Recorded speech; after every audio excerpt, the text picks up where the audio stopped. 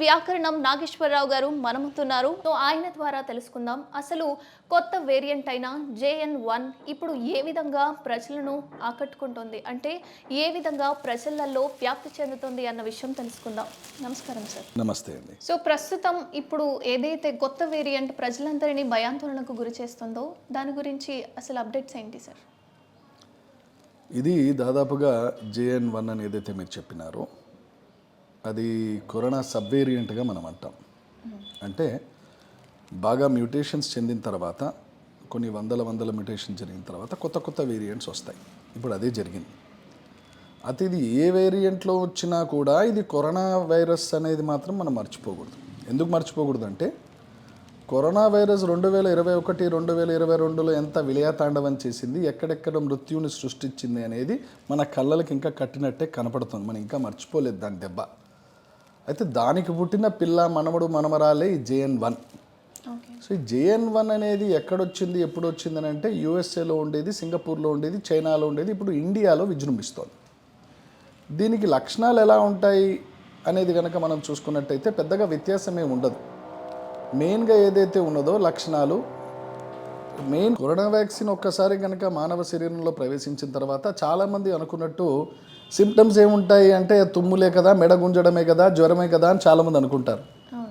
ఇక్కడ చాలామందికి తెలియని విషయం ఏంటంటే కరోనా వ్యాక్సిన్ వల్ల భయంకరమైన దెబ్బ 2 విధాలుగా పడుతుంది. ఒకటి ఇమీడియట్ ఎఫెక్ట్, 2 దీర్ఘకాల వ్యవస్థ. అంటే చాలామంది జ్వరం వచ్చిందండి తగ్గిందండి, గొంతు నొప్పి వచ్చిందండి తగ్గిందండి, ఒళ్ళు నొప్పులు వచ్చాయి తగ్గినాయండి, నా కరోనా పోయినట్టే కదా అని అనుకుంటారు. కాదండి, కరోనా వచ్చి పోయిన తర్వాత ఇమ్యునాలజికల్ చేంజెస్ అనేది ఖచ్చితంగా కనపడుతున్నాయి. ఎప్పుడు కనపడతాయి? కరోనా వచ్చి పోయిన తర్వాత 3 నెలలు కనపడతాయా, సంవత్సరం తర్వాత కనపడతాయా చెప్పేటట్లేదు. అంటే మనం కరోనా వల్ల ఎందుకు, JN1 వల్ల ఎందుకు మనం ఇంత అప్రమత్తంగా ఉండాలి అంటే ఏ కరోనా వైరస్ అన్నా మన అనుభవంలో మనం తెలుసుకున్నది ఏమిటంటే ఒక్కసారి ఇన్ఫెక్షన్ రావడం అనేది జరిగితే ఇమ్యూన్ పరమైన అంటే వ్యాధి నిరోధక శక్తిని క్షీణింపజేస్తుంది. అంటే జన్యుపరమైన మార్పులు తెస్తుంది. అంటే DNA RNA స్ట్రక్చర్లో మార్పులు వస్తున్నాయి. దీనివల్ల ఏం జరుగుతున్నాయంటే దీర్ఘకాలంగా బాధపడుతున్నారు. ఏమిటి ఇమీడియట్ సిమ్టమ్స్ ఏమంటాం అంటే ఇమీడియట్ లక్షణాలు, ఇమీడియట్ దెబ్బ ఏమొస్తుంది? ఇంతకుముందు మనం చెప్పుకున్నాం, గొంతు గరగరగా ఉండడం, గొంతు నొప్పి రావడం, కొద్దిగా దగ్గు రావడం, ఆయాసం రావడం, మెడలు గుంజడం, కళ్ళు దురద రావడం, దద్దులు దురద రావడం, జ్వరం హైగా ఉండడం, ఇవి immediate effect. Long term effect ఇంతకుముందు మనం చెప్పుకోలేదు ఇది, కానీ ఇప్పుడు మనం చెప్తున్నాం మన అనుభవంలో.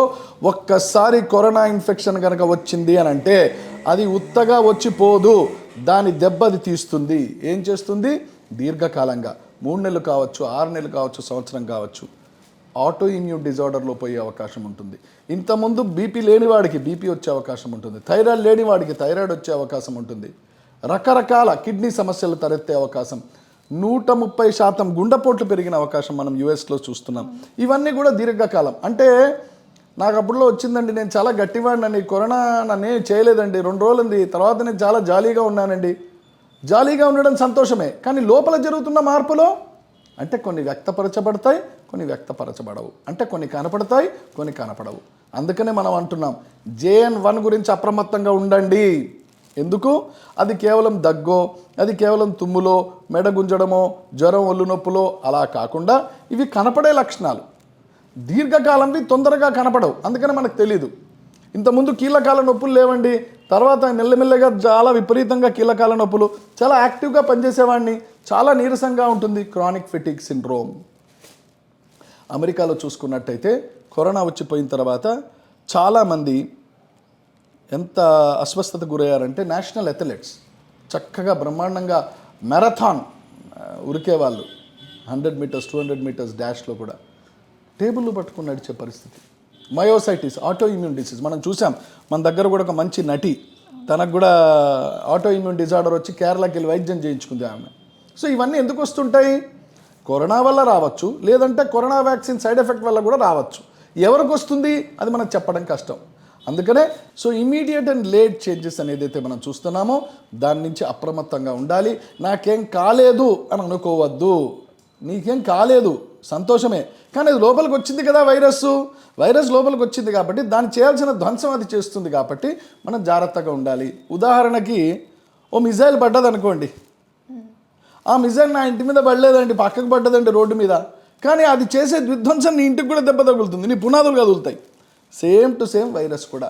వైరస్ ఒక్కసారి బాడీలో రావడం జరిగితే షార్ట్ టర్మ్, లాంగ్ టర్మ్ 2 విధాలుగా దెబ్బ కొడుతుంది. చాలా అప్రమత్తంగా ఉండాలి.